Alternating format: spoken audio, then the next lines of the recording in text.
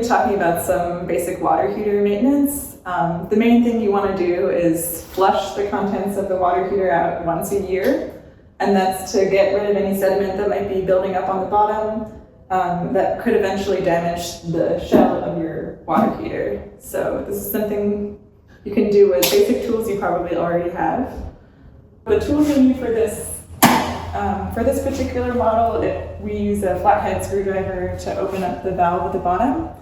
And then I also have this hose and a bucket to catch the water. And you can drain it to the outside or into a drain, but I like to use this bucket so we can see what sediment is coming out.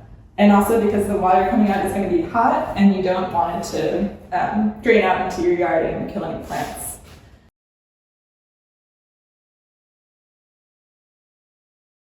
I actually don't have to turn off the water or the energy for this because we're going to be using the pressure of the water coming in to actually help flush out. So don't worry about turning off the water or the power. Once I have my hose hooked up to the bottom here, I'm just going to use the screwdriver and turn the valve 90 degrees counterclockwise. So now it's on. And I'm actually going to turn it off and turn it back on a couple times, and this helps to flush any sediment out into the bucket.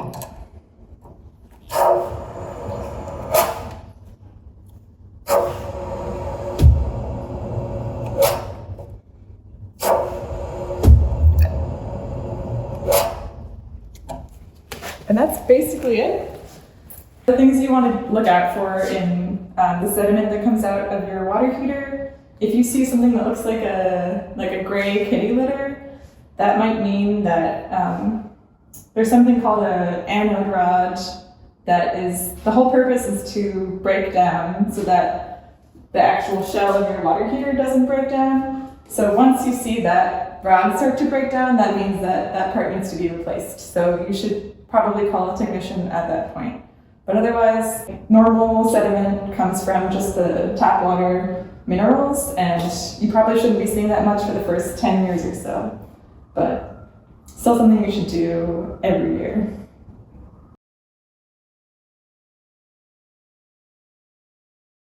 This here is going to be your water shutoff.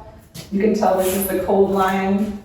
You turn this 90 degrees down. So when it's perpendicular to the pipe, that means your water is off. And then to turn it back on, it wants to be parallel to the direction of the pipe. If you do end up turning the water off and completely draining your water heater, you want to make sure that the power is off, because if this water heater is empty and the power is still on, you might damage these heating elements here.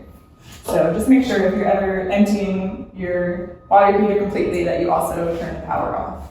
So water heaters are typically either gas or electric. This one here is electric. So to turn it off, we're actually going to go over to the breaker panel. Here has labels for what all of these breakers control. So you're going to look for where it says water heater, and then we're going to flip this into the off position. And that shuts off the power to your water heater.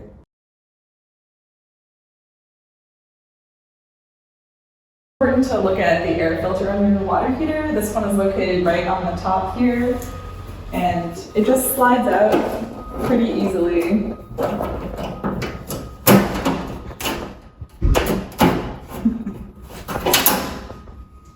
Just if it's dirty, to vacuum it off, because this clogged filter could affect the performance of your water heater.